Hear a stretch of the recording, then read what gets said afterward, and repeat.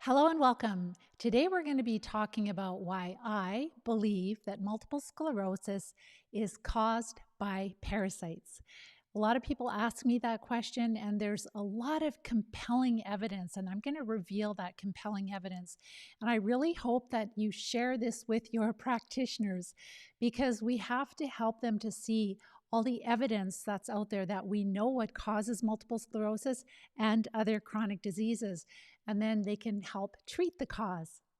If we haven't met, my name is Pam Bartha. I'm the author of Become a Wellness Champion and the founder of Live Disease Free. I was diagnosed with multiple sclerosis over 35 years ago, and by the grace of God, I learned early on that what I was dealing with was infections in the body, chronic silent infections in the body. And since that time, like this is 30, 30 years, over 30 years, 35 years, and we have learned so much about the types of parasites that are causing multiple sclerosis. It's not just been through my own personal journey, but it's also been in the work that we've done with hundreds of wellness champions all over the world. And I wanted to share these incredibly important pieces of evidence that really help us to see that parasites are caused by a parasitic infestation because we want to bring change. We really want our healthcare professionals to take this over, to treat us in the early stages before we're dealing with chronic disease, just when we have symptoms. So let's start with the state of our digestive tract when we are diagnosed with multiple sclerosis. So there's a lot of evidence showing that there's really big issues with our digestive tract. So for myself, when I was diagnosed with MS and I was 28 years old, but before that I had years and years of like stomach aches and constipation, a lot of gut-related issues. And what's really interesting is that research shows that GI-related physician visits and drug like prescriptions for drugs for digestive ailments, they were more common in 5 years before the first demyelinating event versus when they compared that to people that were healthy controls. So this is a study. I'm going to put all of this research together on a blog post on livediseasefree.com by Friday in 2 days. And so you'll be able to share this with your practitioners. So again, that's the first study that I wanted to bring to your attention. And that was true for me. I had gut issues for years before. And then some of the common digestive ailments that people will deal with when they are dealing with when they have multiple sclerosis. Well, we know that approximately 70% of people that are diagnosed with MS, they do have poor digestive health and bowel issues. Some of the common ones would be number 1, difficulty swallowing, number 2, upper pain, gastrointestinal pain, nausea, bloating, excessive fullness, inability to finish meals, heartburn, chronic burping, and also in some cases vomiting. The most prevalent chronic digestive symptom in people with multiple sclerosis is constipation, and that was for me also, which affects about half of the people diagnosed with multiple sclerosis. That's huge, like 50% approximately. And then we have irritable bowel syndrome, which is a chronic debilitating condition, and where we have abdominal pain and bloating, constipation and or diarrhea. So it can be debilitating, not for everyone, but it certainly can be. And studies have shown that this can affect up to a third of people that are diagnosed with multiple sclerosis. So there's 2 things. There's irritable bowel syndrome, but then there is also inflammatory bowel syndrome. And so studies have shown that people that are diagnosed with MS, with multiple sclerosis, they have a much higher incidence of becoming sick with either Crohn's or colitis later on. And those are 2 inflammatory bowel diseases. But vice versa, if somebody has Crohn's disease or colitis, they don't have a higher incidence of coming down with MS later. So that's very, very important to know also. So there's a ton of research that shows that people that even before, years before their diagnosis with multiple sclerosis, they have a lot of gut problems. And I shared with you on one post, I shared with you, like, I think it was a couple of weeks ago, where it's so frustrating because you can go online and you can look at these really large medical institutes, and even gastroenterologists, different websites, and they'll talk about common parasite symptoms. So they'll talk about things like, well, parasites can cause chronic fatigue, they can cause brain issues, cognitive, depression, anxiety, can cause digestive issues, all kinds of digestion problems, and bladder issues, insomnia, pain, heat intolerance. So they talk about how parasites can cause all these symptoms that we're suffering from when we have multiple sclerosis and other chronic diseases. Yet when we go to our general practitioner and we say, I was looking at these big medical centers and they talk about parasite symptoms, and they talk about how, like, all the symptoms that I have, that they could be caused by parasites. So, doctor, could I possibly be dealing with parasites? And they'll say, well, I don't think so. Have you traveled anywhere? Well, no, I haven't left the country. Well, of course you can't. If you could only have parasites if you go to another country. Nothing could be further from the truth. So, and then also, it's just known in science, and you can just check this out yourself, but parasites cause all kinds of digestive issues. They cause gas, pain, bloating, constipation, diarrhea, bleeding, mucus in the stools, itchiness, rashes, so many cramping, just feeling tired. Like, there's so many digestive issues that parasites cause.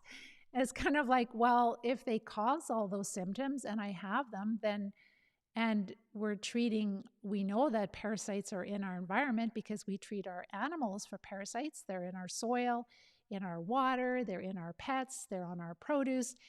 Then what is causing all of my gut issues? Oh, it's just inflammation, they say. Well, what is inflammation? Well, it's just present in all chronic disease. It just means your immune system is fighting something. We don't know what it's fighting. We don't know what causes the inflammation, but it's just your immune system attacking itself for no reason. Okay, that doesn't make a lot of sense. Like, I thought our immune system was pretty darn, like, smart and amazing, and it protects us from infections and different parasites. And that is what inflammation is. Inflammation, you can think about it as the war zone where your immune system is fighting something. And the most important job of our immune system is to defend us from parasites, to defend us from microbes that are pathogens that would make us sick. So and we're going to talk more about inflammation in a minute, but so we have all these parasite symptoms, these digestive parasite symptoms, years before we are even diagnosed with MS, even before we have the first MS attack. All right, so let's talk about another study. Again, I'm going to give you all the links to these studies, and you'll be able to share this with your practitioner. Obviously, if your practitioner is not interested in this, then don't beat a dead horse and don't subject yourself to a negative attitude. But if your practitioner is willing and open to just looking at the evidence quickly, just scanning my notes and looking at the different links so they can see that these are all studies, it might just tweak their curiosity. All right, so there was one study, and I did a live event on this a while ago, where they found that people that were diagnosed with multiple sclerosis, when they were given this parasite drug called levomizole for, I think it was over 4 years, that they did notice a significant decrease in MS attacks. So this is a study that's a 4-year double-blinded controlled study. So those are the best studies, right? Where they're placebo controlled, and the people that are doing the investigating, they don't know who's getting the treatment and who isn't getting the treatment.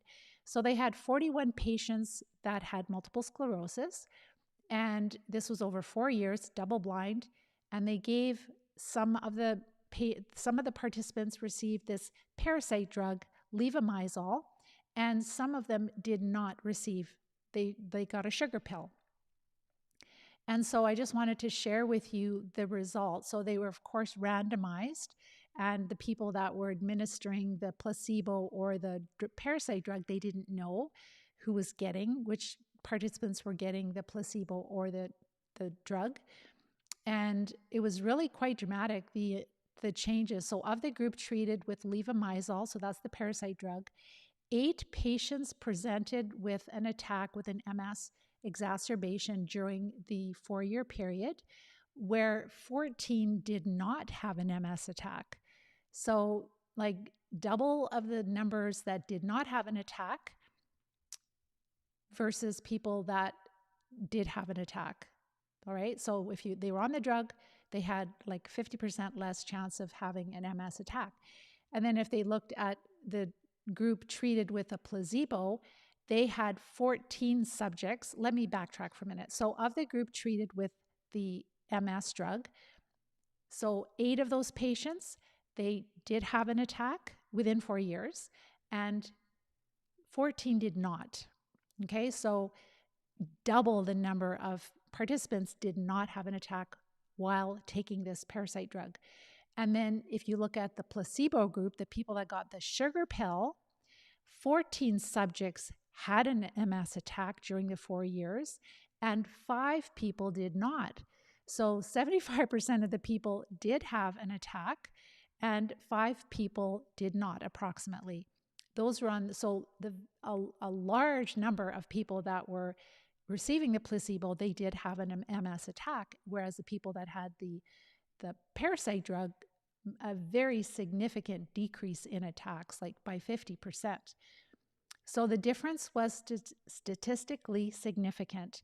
And so this study demonstrates that levomizole significantly reduced the number of MS patients with acute relapse during a 4-year period of time. So this study was not a large study, not hundreds of people, but it was over 4 years. So that was a good amount of time. And again, it was double-blind and placebo-controlled. So they really did take into account some really important factors. So it's a well-done study. And then another study that I wanted to bring to your attention is that there was a study that found that animal exposure, specifically to dogs, in early adolescence was associated with an increased risk of multiple sclerosis. And we know that dogs carry parasites, right? We have to deworm our pets at least once or twice a year. Some vets recommend every 3 months. So again, this study showed that when we're in our adolescence, in our teenage years, and we're exposed to a dog, we have a pet in the house or a pet on the farm, that's a dog, it increases the risk of developing multiple sclerosis later on. Now I would like to go to a few different topics that show some of the different types of parasites that have been associated with multiple sclerosis. So the first one that I knew about was multiple sclerosis and fungus. There's a big connection with fungal infections and multiple sclerosis, but also fungal infections with all chronic disease. And if you go on our website, livediseasefree.com, or to this blog post when I have it published, I will link some of the studies there. And so they have found that for people that have multiple sclerosis, they have a much higher incidence of candida in their blood and in their central nervous system, and all the way into the cell of into the brain cells of MS patients. So this has been known for like many years. When I was first diagnosed with multiple sclerosis in 1988, there are already books published where these hero MD doctors knew that fungal overgrowth was present in MS patients and other chronic diseases. One is the book written, it's called The Yeast Connection by Dr. William Crook, MD. Another one by Dr. Rona, who's a Canadian doctor. That was a comprehensive Candida guide. Another one by Dr. Luc de Schepper. I think it's just called Candida.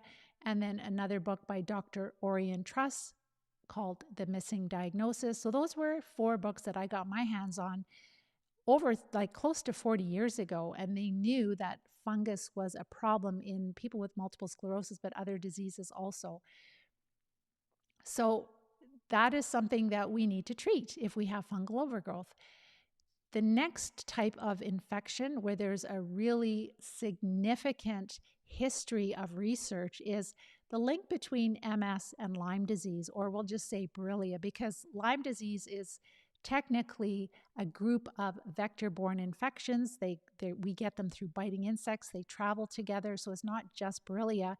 But Borrelia has been studied for over 100 years. There are many studies dating back to like 1911, and some of the studies published in prestigious journals like The Lancet, where they have found these corkscrew-shaped bacteria in the central nervous system of MS patients.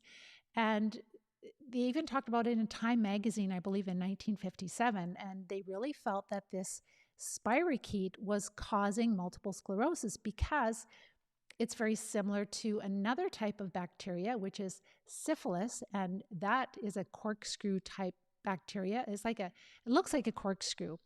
And when that bacteria gets into the central nervous system, they have symptoms identical to multiple sclerosis. So they felt that they found this corkscrew bacteria in MS patients in their in the central nervous system. And so they felt that that was causing multiple sclerosis. Again, over 100 years of research. And if you go to the MS website, the Multiple Sclerosis the MS Society, if you go to the MS Society's website, you will see that they have a little page on MS and Lyme disease. And on it, they state, well, with MS and Lyme disease, there's a lot of similarities. We can have very similar symptoms. We can have very similar test results with both MRI and lumbar puncture, but they're not the same. So the test results can look the same, the symptoms can look the same, but they're not the same. Why are they not the same? Well, because when you treat MS with antibiotics, it doesn't help. But when you treat Lyme disease early enough, it really makes a difference. It can really help. Like, people will notice symptom improvements if they do it early enough before the Lyme becomes a chronic problem. Well, if it is Lyme disease, if Borrelia is associated with MS, it ends up being chronic with us because they're not identifying it right away, not when we have the mosquito bite or the tick bite or the other insect bite. And so it's really sad that, and then also with the MS Society, they're saying antibiotics don't help MS, but then I've done a blog post showing that yes, that antibiotics can really help, especially early on, especially with the clinically isolated syndrome, or when we have the first MS attack, which would be closer to maybe when we had been infected with the Borrelia spirochete bacteria. So interesting, isn't that? So we have this huge trail of research, and we have the MS Society trying to tell us that no, it's not related, when it looks like it is for some people, probably a significant number of people. Then let's talk about MS and a type of protist. It's a single-cell parasite. It would be like malaria or babesia. Could be both, could be one of them, I don't know. But all I know is that a lot of people that have MS, they test positive for babesia, especially with energy testing. And there is over 100 years of research linking malaria with multiple sclerosis. And I have done an event on that topic. I've actually done a 6-part series on this. So we know that protist, so this is not a bacteria, it's a protist. It's a little bit more complex structure of a parasite. And it can cause demyelinating disease in the central nervous system. And there are at least 75 scientific papers, again, like over 100 years of research linking this protist with with MS, this malaria protist with multiple sclerosis. And actually in 1899, a researcher called Manneberg believed that multiple sclerosis was caused by a malaria type of infection. And so what they were doing a long time ago is they were treating MS patients with quinine, and they were having amazing recoveries, symptom improvements, like miraculous. And then also there was a time when malaria was there was an outbreak of malaria in the United States, and then they gave people, I don't think it was hydroxychloroquine back then, it might have been quinine, and they noticed that people that had multiple sclerosis and they were treating them for malaria, they had a lot of symptom improvements. So, and what's really fascinating too is that we have these lesions in our central nervous system, and they are pockets of inflammation, and that's what we're using to diagnose multiple sclerosis on MRI scans.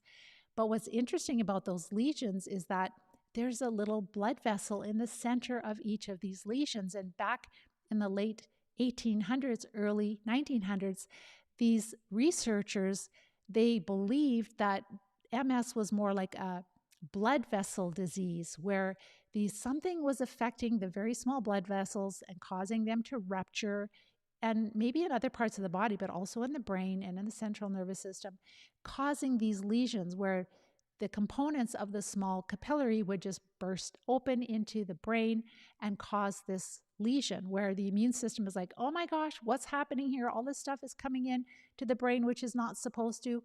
And they also found this ring of iron around the outside of the lesion. So all of this is documented in scientific studies, in peer-reviewed studies. So that would also help to be explained by red blood cells would be pouring into the brain also, where you have these little microbleeds, and then the leftover iron would be left as a deposit around the outside edge of these lesions. So back then they were talking about, well, maybe multiple sclerosis is, they found the malaria parasites in MS. It was not easy to find them all the time, but they would find them. And then they were like, well, maybe because malaria and babesia, they infect our red blood cells, and they can cause, different red blood cells to be non-functional, and they can affect platelets, etc. So then we can end up with obstructions in little blood vessels. So then it's almost like MS is more of a vascular disease versus an autoimmune disease, right? So, and then there were other, like Dr. Fry from Fry Laboratories, he discovered a new type of protist. He didn't feel it was malaria or babesia. He felt it was a different type, maybe a cousin. What's really fascinating is in September of 2021, there was a study published, and hydroxychloroquine was shown to be helpful for people that were suffering with primary progressive multiple sclerosis. So people with PPMS have very little options. The MS drugs, in my humble opinion, are not helpful anyhow, but they don't usually prescribe them for primary progressive multiple sclerosis. And they found that hydroxychloroquine, which treats protists, it treats parasites, it was helpful, significantly helpful for PPMS, which is so interesting. Then let's talk about a different type of parasite. So we know that there's this big history of fungal infections being associated with multiple sclerosis and other chronic diseases. We also have talked about Borrelia, which is the spirochete that causes Lyme disease, and that is associated also with multiple sclerosis. And we talked about a type of protist, which again, 100 years of research linking it also with the malaria, babesia, linking it with multiple sclerosis. Now we're going to talk about worms. So we're going to talk, and actually the levomizole would be more like of a worm treatment. So there's a pathologist in the United States called Dr. Alan McDonald. I have a lot of respect for him. I think he should win an award or two. He is amazing. So he did some really profound research where he found small roundworms in the central nervous system of every MS subject that he tested. Not one or two of them, but 100% of them. Again, a small number, but this was specimens that he got from a brain bank, which was frozen specimens of people that had multiple sclerosis. They had a confirmed diagnosis of MS. They died. They preserved some of their remains so that they could be tested later. So it's very accurate that they had MS and that these worms were found. Dr. Alan McDonald shares all of this research in a wonderful little short video, a lecture, 15 minutes, and he also has a poster with many pictures, images of many of these worms. They're in clusters, they're mating, You can see the eggs, you can see the larva, you can see all of the debris they leave behind, the mess, right? The waste material that they would leave in our central nervous system. And another really profound thing is he found that because he's a Lyme expert, so he's really an expert on Borrelia. And so he used this dye that attaches itself to the genetic material of Borrelia, which is the bacteria that causes Lyme disease. And these worms lit up with that green dye, showing that those worms had a lot of Borrelia, the bacteria that causes that causes Lyme disease. They found a lot of that in the central nervous system of they found them in the worms. So I share that on my masterclass training, where you can actually see images of worms that he found, and they're lit up green because they contain a lot of Borrelia. So we can have Borrelia, we can become infected with Borrelia through a biting insect, but we can also become infected with Borrelia in our central nervous system because of these small worms. They can bring in Borrelia into the central nervous system, and then as they die and they release the bacteria, then we become infected. So they're like a Trojan horse bringing Borrelia into our central nervous system. So these small roundworms cause a lot of damage as they're moving around and, hitting our nerves, etc. They can cause a lot of damage on their own, but they can also infect us with other parasites. So Dr. Alan MacDonald only looked at Borrelia, but they could carry other parasites also, which I'm sure they do. Dr. Alan MacDonald also found developing tapeworm larvae. So larvae, which are the immature form in the central nervous system of every MS subject tested. And then in 2 out of the 10, he found developing tapeworms. So actually the worms were starting to grow. So usually what we find is that if the tapeworm larvae make their way into our tissue, into our central nervous system, they are kind of there present in little bladders or sacs. And we call that, in the central nervous system, we call that neurocysticercosis. But he also found 2 of the worms that were growing in the central nervous system, developing into tapeworms. That would be just brutal, because some of these worms can be quite big depending on the species. So that is another huge, profound piece of evidence that multiple sclerosis is an infectious disease caused by a parasitic infestation. And I'm not saying it's one type of parasite. Think about it as a lawn. If you have your lawn and you don't take care of it, you don't water it, you end up with little patches where the grass dies out. Weeds will start to move in, and you're not just going to have dandelions moving in. You'll find you have clover. You'll find that you have thistles and dandelions and all kinds of other weeds that move in.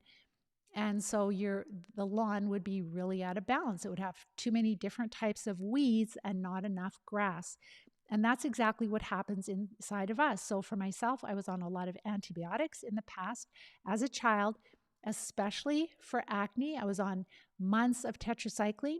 So then I would have really devastated my health-promoting microbes, those healthy bacteria and other microbes that would defend me from parasites. And then I was like vulnerable to the parasites in my environment. I grew up on a farm. We had every type of animal. We played in the dirt all day. And so I was subjected to parasites, and I did not have that natural defense intact.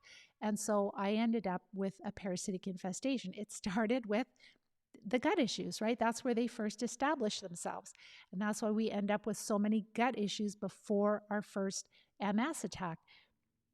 Over time, many of them start to move into different tissues and in our blood and into different organs and then into the central nervous system. And that is when we have diseases like multiple sclerosis or other neurodegenerative diseases, but even things like migraines. Those are caused by parasites in the central nervous system very often, maybe not always, but they have lesions, and lesions again are pockets of inflammation, pockets of infection. So we know that there's this big link of finding parasites in the central nervous system of MS patients. There's this history of roundworms, tapeworms, fungus, bacteria, and protists in the central. So this is all science, right? Then we also know that there are biomarkers that really help us to see like that we have inflammation, and we know we have inflammation. The doctors will accept that. But for example, I'll just call it MDA because it's easier to say and it's easier for you guys to understand. It's just a marker of oxidative stress. So our immune system uses oxygen to go after different types of enemies, infections usually first. And so with multiple sclerosis, they see that there is a higher incident or a higher amount of MDA in multiple sclerosis patients. And that is a marker of oxidative stress. So think of oxidative like oxygen. So we do use oxygen therapies to help us recover from parasites, but our body also uses oxygen to treat the enemies, to treat various types of infections. And so in biology, we call it oxidative stress, and we don't know what that means. It's a different language, but it just means your immune system is using oxygen to kill pathogens, to go after them, to protect us, to save us. And parasites cause high MDA and oxidative stress. And remember that MDA is higher in multiple sclerosis patients than in healthy controls. That's research. We also find that in multiple sclerosis that MS patients have higher lactic acid or higher lactate. It's the same thing. Again, these higher concentrations of lactate, they are produced by parasites or the immune system's response to parasites. It can make us a lot more, it's one of the acids that can make us a lot more acidic.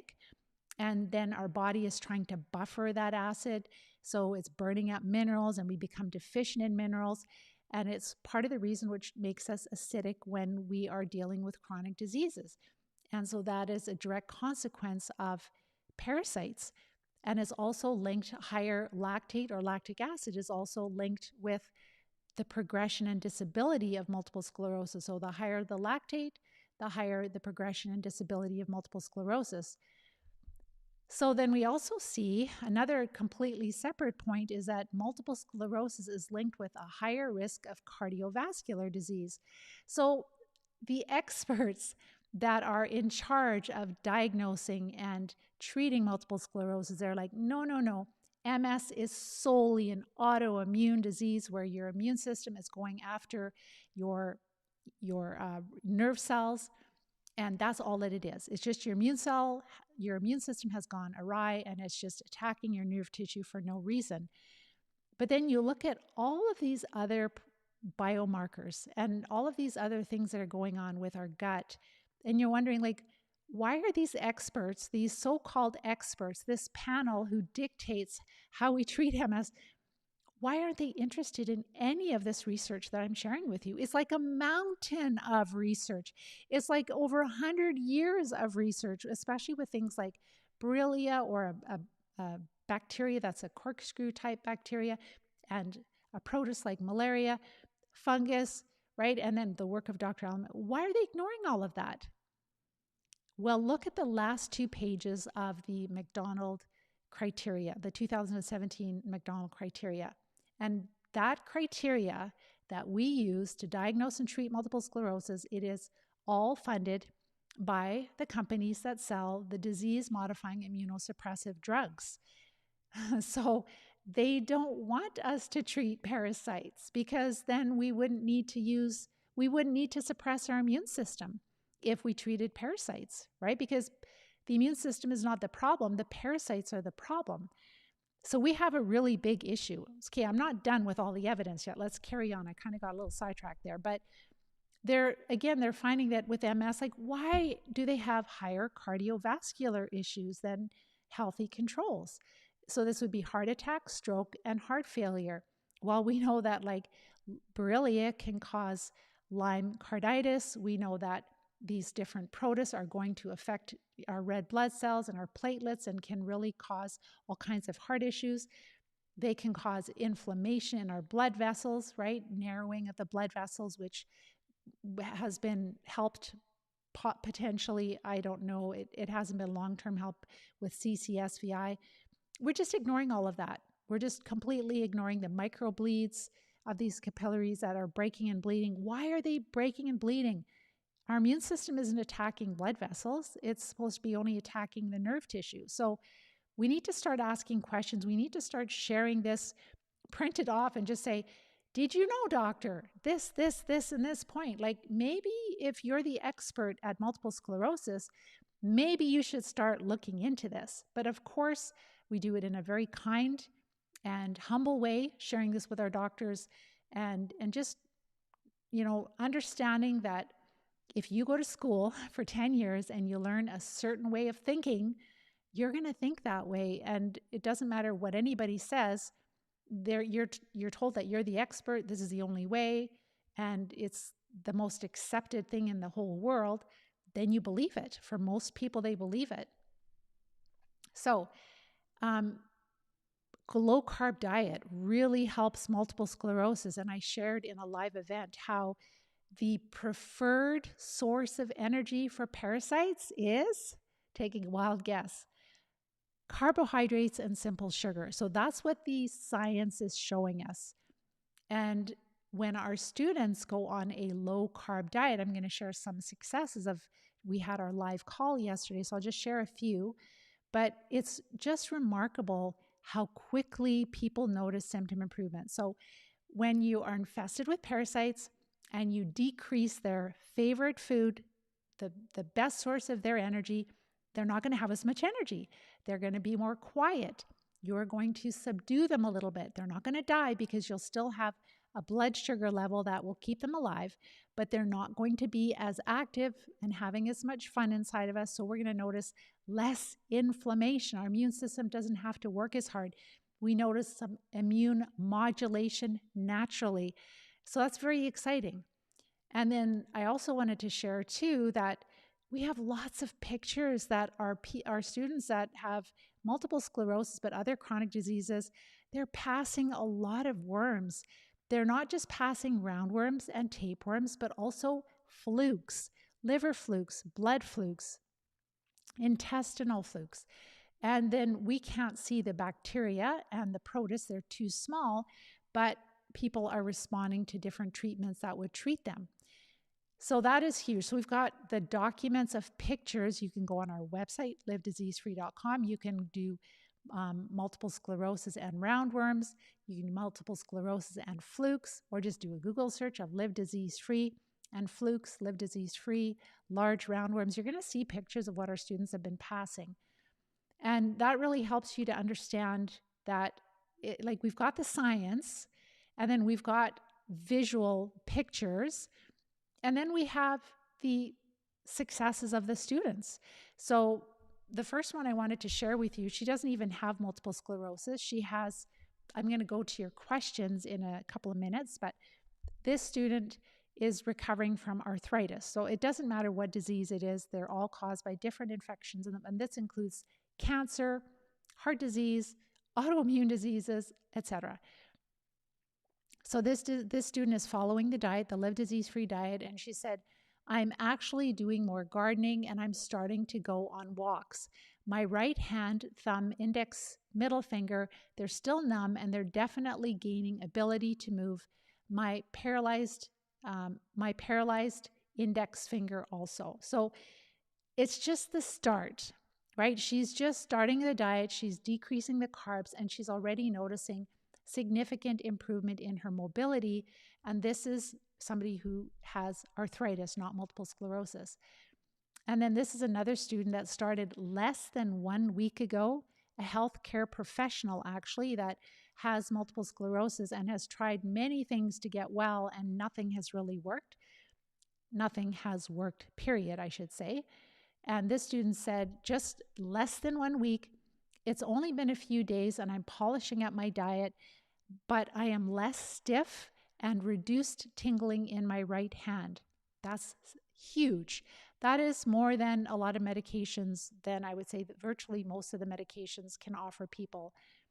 Student number 3. So this is another student who's this person does not have MS. So we have students joining that don't have MS also.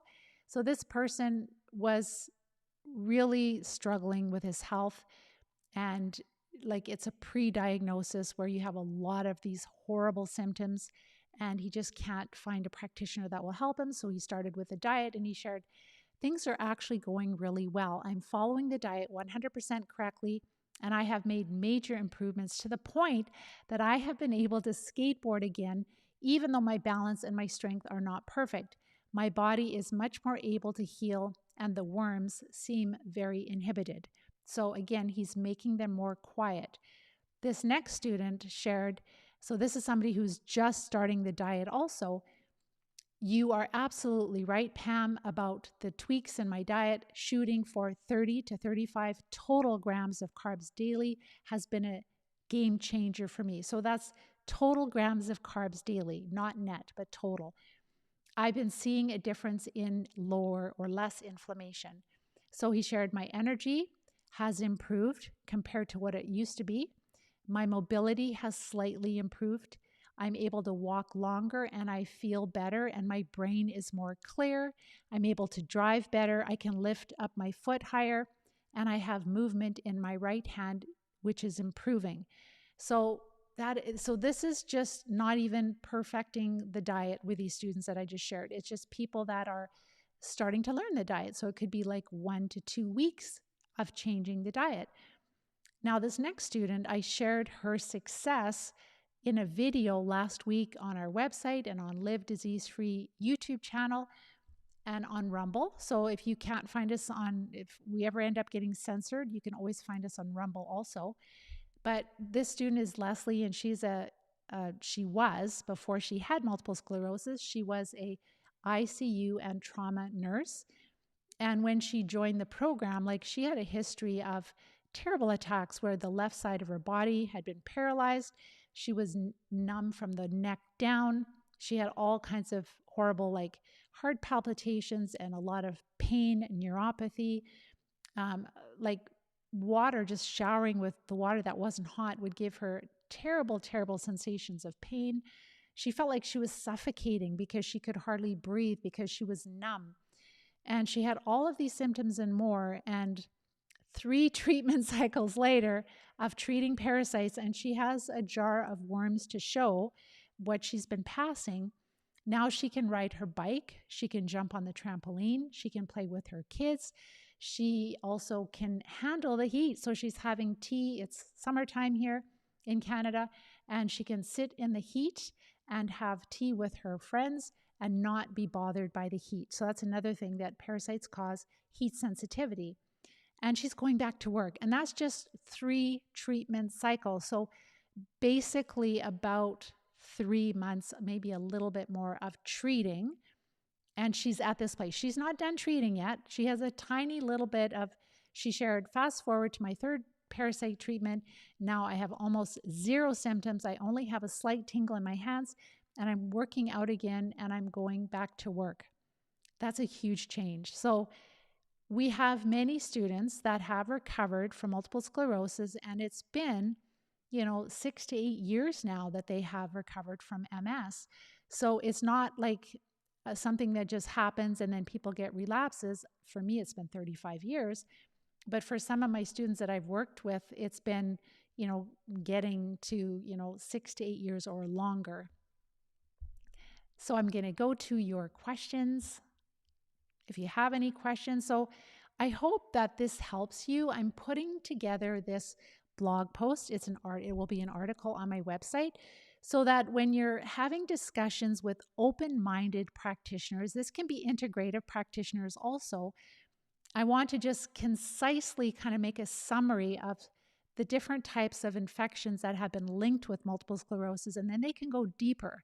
So with each type of parasite, I'll have a hyperlink where it can go to studies, it can go to other blog posts that I've done where they'll find other studies, and they'll be able to see parasite pictures of our students, etc. So I'm creating this resource for you so that you can help us to spread the word, so that you can help us to get practitioners on board, because that is my mission. Because I can't do this by myself. I cannot change the world. Even if we hire a few coaches, we're not going to.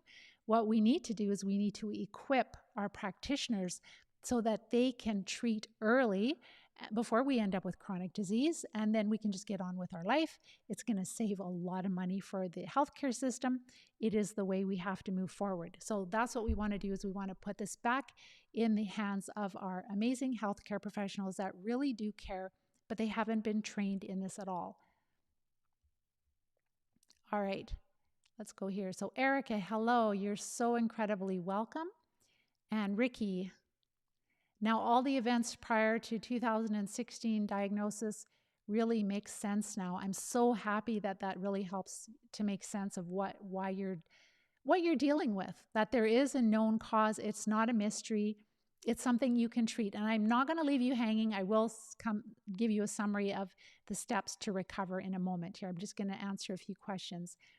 So Ricky, you suspected infection. You had stray cats. The cat sneezed in your face and the doctor told you optic neuritis. Cats are notorious for carrying a lot of parasites. You have to be really careful with cats in the house and dogs. Like, I love pets and we've got all kinds of animals here, but I wash my hands a lot and I wear gloves very often when I'm working with them. And we have a breed of dogs now that like to live outside because we did have pets in the house, and I just hated all the mounds of hair and just you just have a lot more exposure. Just don't let them sleep in your bed. Please don't let them sleep in your bed. I love pets, but have a little bit of space, because if they're sticking their butt in your face when you're sleeping and there's a lot of parasites involved. It's not a good thing. Hi, Miles. You were never diagnosed with multiple sclerosis, but you had all the symptoms and they were caused by leaky gut, and that was caused by parasites in your intestines. Absolutely. I'm so glad. Hopefully you've treated that successfully so that you never will end up with multiple sclerosis. So think about multiple sclerosis is just that we're more infested with parasites than the average person. So multiple sclerosis, that name, is only helpful for giving you disease-modifying drugs, which are not going to treat the cause. So think about it in a whole different way, that it's just a label that says you are really infested all the way into your central nervous system. The doctor thought you were completely wrong, but you were not, Ricky. Absolutely.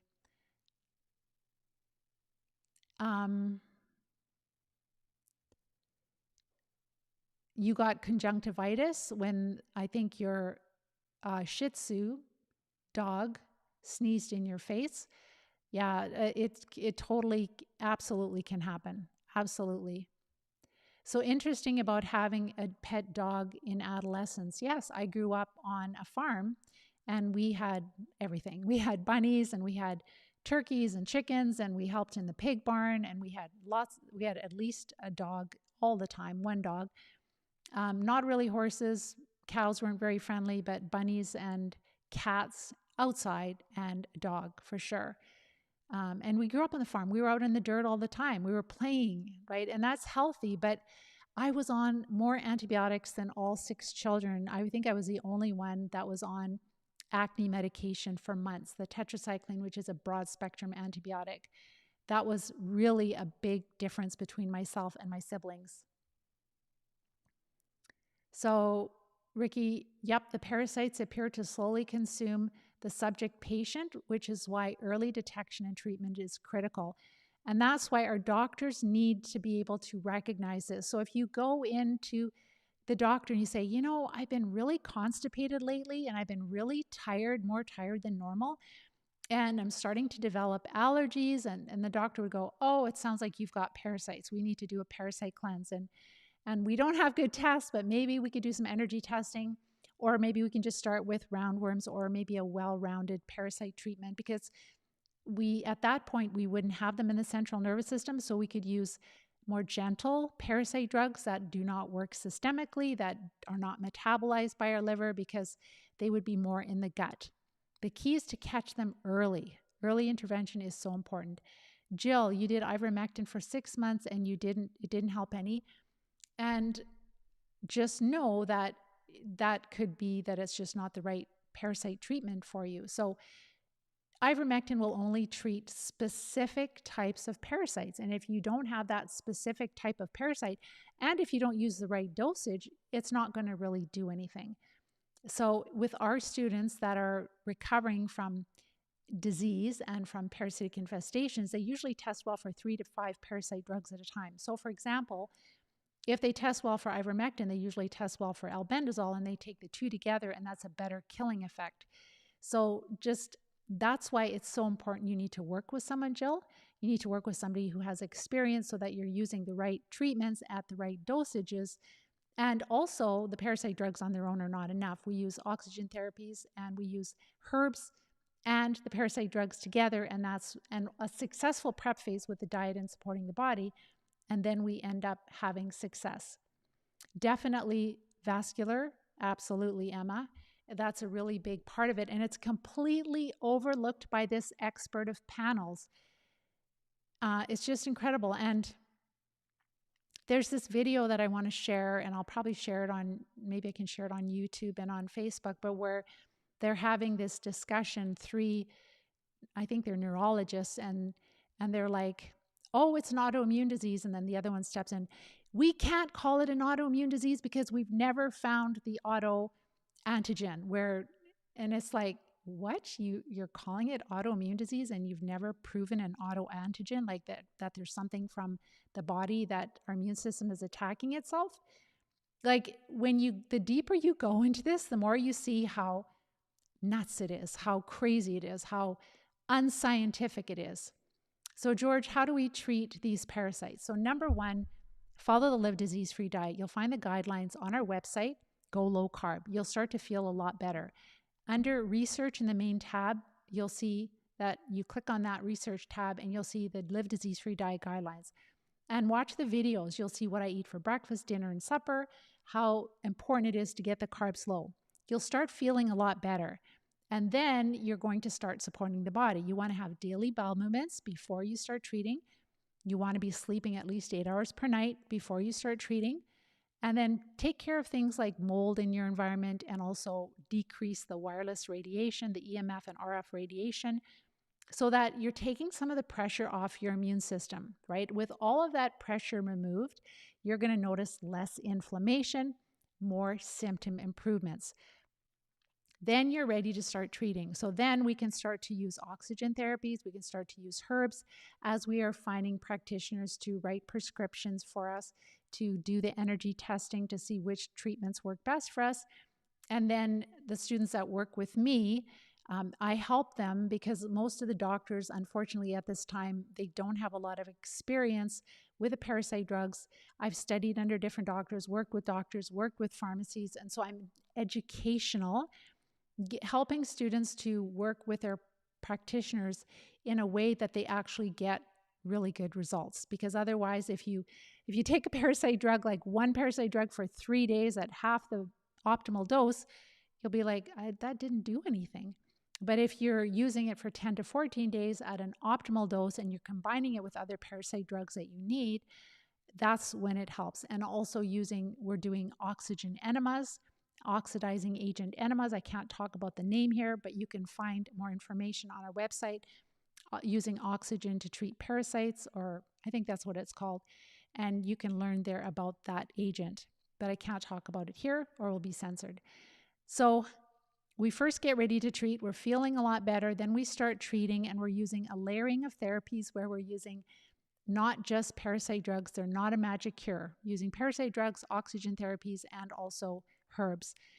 And we are still making their life miserable by decreasing the carbs. It's very, very significant. When we do that, we can treat more aggressively, we can heal quicker, we tolerate all the treatments a lot better, because they can make you feel nauseous, right? If the parasites are binging because of all the sugar and the carbs you're eating, and then you start to hit them, you can feel pretty darn miserable. You can feel like you're going to throw up. You can start to have headaches. You can feel like you just want to lay down, right? And we don't want that for our students. We want them to just feel better with the prep phase, and then start treating where you tolerate the treatments, bringing them in slowly one at a time. You still have to use optimal doses that are effective, but you can do it in a way that you can just keep working and you just feel better, and you're not like, we want to avoid a Herxheimer reaction as much as possible because they're not helpful at all. It's not like, I'm feeling terrible and I'm just going to hit them harder. No, there's no benefit in when you're feeling terrible. And so it's really important to try to avoid that if possible. And with all the prep work, that really helps. What are the side effects of using hydroxychloroquine? At what dosage? So it would be very irresponsible for me to be giving any dosages of anything on this. This is for educational purposes. You have to work with a practitioner. I would not just haphazardly try different medications. So with hydroxychloroquine, if you use the right dosage, it's safe, relatively safe, but you should still have your vision monitored because it can affect your retina. And the dose that they're giving is for like lupus and arthritis. And it's not curing people, it's helping to manage their symptoms. So we don't want to live on a drug. We don't want to manage our symptoms. We want to be symptom free. So that is not a effective dose to cure people. And maybe a higher dose would be too hard on your vision. So you don't want to go blind over it either, right? You don't want to keep your mobility and then not have your vision. So this is why you have to work with someone. But for some people, it might be part of their treatment plan. And there's other newer drugs like tafenoquine that might be a better option. So Ricky said it depends on the level of infection, kind of the way the worms slowly consume both trees and vines. Absolutely. Hey, Jared. Antoinetta, you took HCQ for 3 months and it did absolutely nothing for PPMS. So there's a big reason for that. It's really, number one, dosage. Number two, maybe that's not the parasites that you have. So not everyone in that study had benefit from hydroxychloroquine, but statistically significant number did have benefits from hydroxychloroquine. We don't do it that way. We don't do trial and error. We do, like with the plan, it's getting ready to treat, get energy tested, and then use effective doses. And it's a combination of treatments. So it could be that, like, if that drug was really helpful for you, then you probably would have, even if you didn't change your diet, you probably would have noticed some subtle improvements.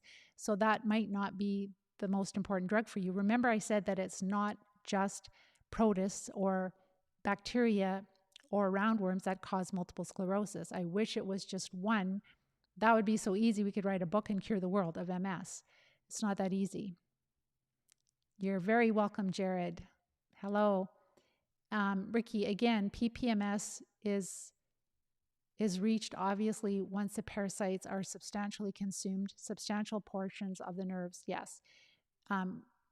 When they are, so like I say it like this, like if I have a student that's really sick and they're starting to pass worms and they might pass 1 or 2 really big worms, sometimes they notice a symptom improvements and sometimes they don't. If they're, let's say, not severely disabled, they haven't been sick as long, they might start to notice symptom improvement by passing 1 or 2 worms. And then others that have been infested for longer periods of time, they may have like 50 to 100 worms. And I know that sounds ridiculous, but it's true. And then if they've passed 2, they're not going to notice that much of a symptom improvement yet. But then as they decrease the burden of the parasites, over time, maybe over a few months, they get better and better and better. But just the first parasites they pass, they may not notice significant symptom improvement. So that's another little golden nugget that I'm sharing with you. So Erica, you've been on a certain product protocol for a month and you are in complete shock at what you've seen in the toilet. So if you don't have multiple sclerosis, if you just have, let's say, maybe a little bit of gut issues, then a herbal blend like Cellcore is fine. But there are a lot of people that I work with that have used those products, and although they've passed some worms, they still have the MS. So we have not found that herbs on their own are enough to recover from chronic disease. They can be helpful used in conjunction, but we prefer to use more of a combination. But yeah, it is shocking how many worms we can have. Hi, Janet. What do you recommend for constipation relief? Well, number one, changing your diet is really important, getting the carbs down. And then number two, our students have found oxy powder to be the most helpful. That is ozonated magnesium. It's not going to feed the parasites. You can find that on our website, livediseasefree.com, under supplements there. It's a really nice product. And just start with maybe 2 at night before bed. You can increase it or decrease it to bowel tolerance. But honestly, you have to treat the parasites, because once you treat the parasites, you won't have constipation anymore. So the oxy powder is just used short term to help get the bowels moving so that we can start treating, because you don't want to treat if you're not moving your bowels, because then when the parasites die, your body starts to break them down. They carry heavy metals, they carry other parasites, so then you're going to become more toxic if you're not releasing the parasites when you are treating them. Miles, okay, a couple more questions. We've gone on a little bit of time here. Good question. So, your naturopath doctor prescribed a specific antibiotic based on the results of your stool sample. The first one didn't seem to work. You asked for a different one, and the second one does work. So, I'm not sure which one you're using, but we have found that using antibiotics like long term has not been the answer for students. Like, this is something that you'll see, like they might use it for a few months and it's helpful, and then after a while they find that it just doesn't help anymore, and actually they can be worse off. So I don't know specifically which antibiotic you're using, whether it's treating bacteria, whether it's treating protists, but for all of us that are dealing with chronic disease, the biggest reason why we have chronic disease is the overuse of antibiotics. So be very careful with that. There is a strong light above you that you're unable to identify. I don't know what that is. All right. And confirmed a single-celled organism. They were gone with another stool sample. So I don't know, like very often the stool samples will pick up things like entamoeba or blastocystis hominis. Years ago, I was on antibiotics for blastocystis hominis, and it really didn't do anything. So that's not something that we really recommend. Okay, one or two more. I know there's a lot of really great questions here. All right, let me just see here. Unfortunately, most doctors do not diagnose parasitic infections. The naturopath you went to was 100% out of pocket. The testing totaled several $700, $100 for the office visit. Money well spent in your case. That's good. Whoa, a lot of side effects from hydroxychloroquine. Any drug can be if you don't use it properly. Erica, I'm passing a ton of huge worms for a month, and I'm still passing every day. Are you noticing significant symptom improvements? That's the really important thing too. Last one. People that have taken ivermectin with no help, well, that's because ivermectin doesn't deal with tapeworms and their larvae. Ivermectin works on other types of parasites. That's right. No, she doesn't want praziquantel. Like you, again, we're just guessing. Like, oh, you need praziquantel. Like, you don't know that she has tapeworms, and that's the problem. Is that you can try fenbendazole and albendazole and mebendazole and levomizole, and you can try all these different parasite drugs. Even praziquantel by itself is not going to be extremely effective. So this, if you have tapeworms or if you have flukes, so this is where you need strategic, you need a plan, you need to do something that's proven, not just trial and error, because it usually does not work. I had a student today who's been doing that, or I should say he's going to be a student. He has been trying for a very long time, and it just has not. He slowed down his disability, but he has not been able to recover because he's just been kind of guessing and trying this and trying that and trying this, passing parasites. So this, again, should be done by our doctors, but unfortunately right now, most doctors do not know how to treat parasites. Hopefully that's going to change soon. But until then, if you watch, like if you want to know all the steps in great detail, watch my masterclass training and that explains the Live Disease-Free plan really well. And then if you do need support, if you don't have a doctor to help you, then reach out. You'll be able to book a time to chat with me to make sure that the Live Disease-Free plan is going to work for you. It's a right fit for you. And in that, we help you with everything to make sure that you're using the right treatments at the right dosages, working with the right practitioners, just helping you to become the director of your health. And that is a skill you'll have for the rest of your life. So with that, I hope that you have a wonderful week. If you appreciate all this research I'm doing for you, please like and share and subscribe. Help us get the word out. Share this information with different groups, with different practitioners, especially my blog post that I'll have ready. Go to our website, livediseasefree.com, and if you opt in, you'll always get my newsletter, and you can forward that to people. So with that, I hope you have a wonderful week. Take care and bye-bye for now.